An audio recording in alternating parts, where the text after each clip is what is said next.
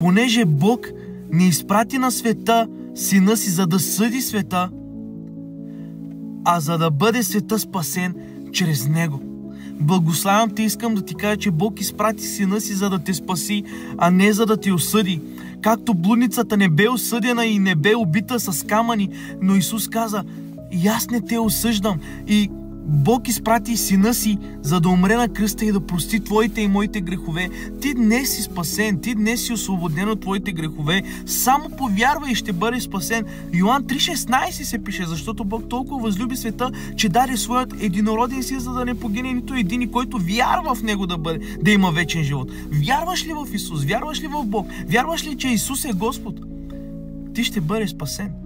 Благославям те в името на Исус Христос. Бог не изпрати Сина си, за да ни съди, но за да ни спаси. И Неговата любов го задържа на кръста и нищо друго не можа да го спре да те спаси.